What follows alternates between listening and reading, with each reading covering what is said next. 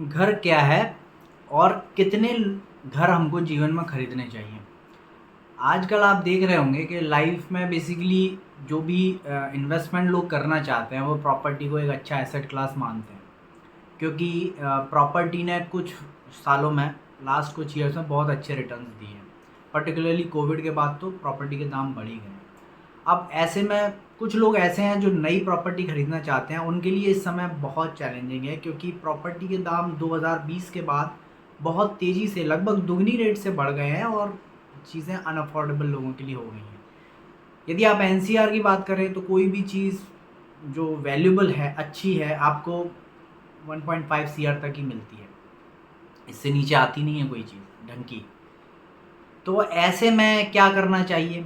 क्या प्रॉपर्टी एक asset class बची है? वास्तव में कोई एसेट क्लास बची है? क्या इसकी तुलना में कुछ और एसेट क्लास हो सकते हैं जहां पे आप इन्वेस्ट कर सकते हैं? इन चीज़ों को लेके आज हम इस वीडियो में डिस्कस करने वाले हैं। याद रखिए, ये वीडियो यदि आपको अच्छा लगता है तो ज़्यादा से ज़्यादा लोगों के साथ शेयर कीजिएगा, क्योंकि ये वीडियो जागरूकता फैलाने के लिए है। बहुत सारे लोगों की लाइफ लोन्स के चक्कर में ट्रैप में फंस रही है, वो अपना जीवन जीना भूल रहे हैं और ये वीडियो उन्हीं लोगों के लिए है। तो इस वीडियो को ध्यान से अंत तक ज़रूर देखना। इसमें मैं बहुत ज़्यादा कोई एडिटिंग भी नहीं करता हूँ। तो चलो शुरू करते हैं और देखते हैं कि प्रॉपर्टी वास्तव में एसेट क्लास बची है या नहीं बची। देखिए, एक ज़माना था लगभग 2000 के बाद जो प्रॉपर्टी के प्राइसेस थे बहुत कम थे। 2000 से 2005 में जो प्रॉपर्टी के प्राइसेस थे बहुत अफोर्डेबल थे, बहुत ज़्यादा नहीं थे। बट 2005 के बाद से जो प्रॉपर्टी के प्राइसेस ने बूम किया है, वो चीज़ें धीरे धीरे धीरे धीरे ज्योमेट्रिकल प्रोग्रेशन की तरफ बढ़ रही हैं और चीज़ें बहुत सारी अनअफोर्डेबल हो चुकी हैं प्रॉपर्टी मार्केट में।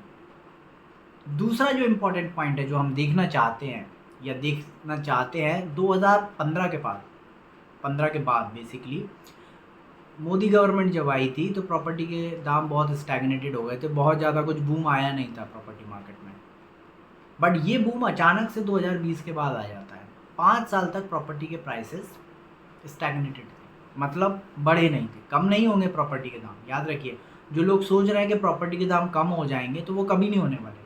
देखिए, दो टाइप की चीज़ें होती हैं मार्केट में, एक होता है टाइम वाइज करेक्शन और एक होता है प्राइस वाइज करेक्शन। तो प्रॉपर्टी के मार्केट में मोस्टली जो करेक्शन होते हैं प्राइस में, वो टाइम वाइज करेक्शन होते हैं, प्राइस वाइज करेक्शन नहीं होते। प्राइस वाइज करेक्शन वहीं होगा जहाँ पर चीज़ें या तो इन्फ्लेटेड बता दी गई हैं आपको और वहाँ पर जो नेगोशिएशन में आप डील क्रैक कर लेते हैं, वही प्राइस वाइज करेक्शन आप कंसिडर कर सकते हैं। बट जनरली जो करेक्शन होता है प्रॉपर्टी मार्केट में वो टाइम वाइज करेक्शन होता है, यानी कि एक समय सीमा में प्राइस नहीं बढ़ते हैं और वो करेक्ट हो जाते हैं। तो स्टॉक मार्केट में भी ऐसा ही कुछ होता है।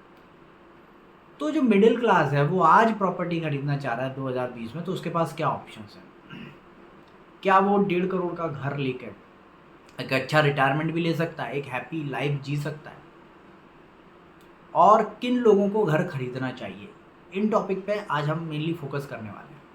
तो देखते हैं। देखिए, यदि आप अच्छे से पीसफुल लाइफ जीना चाहते हैं तो आप एक बात मानेंगे कि आपको अपनी प्रॉपर्टी इंजॉय करना चाहिए। प्रॉपर्टी आपके लिए बर्डन ना बन जाए, लायबिलिटी ना बन जाए।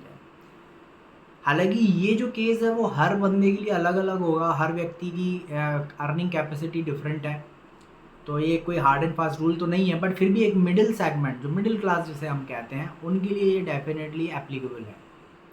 तो आपको ये देखना है कि आप अपनी जो भी लोन ले रहे हैं प्रॉपर्टी के लिए, वो लोन का पेबैक टाइम क्या है और आपकी कैपेसिटी क्या है और आपकी एज क्या है करेंट। यदि मान लीजिए आप 35 से 40 साल के बीच में हैं और मतलब आप 15 साल के लिए भी लोन लेते हैं, तो लगभग 50 से 55 साल तक, 50 से 55 साल तक आप उस लोन को पटाने वाले हैं।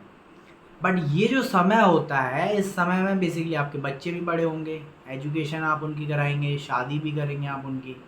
तो ये जो पीरियड होता है बहुत ही खर्चे का होता है। इसमें बेसिकली आपको धन का संचय करना भी ज़रूरी है, मनी को आपको एक्युमुलेट भी करना पड़ेगा, सेविंग्स भी करके रखनी पड़ेगी। बट यदि आप एक बहुत बड़ा पोर्शन प्रॉपर्टी में, लोन की प्रॉपर्टी में डालते हैं, तो 50 से 55 साल तक तो आप इससे ही फ्री नहीं होने वाले।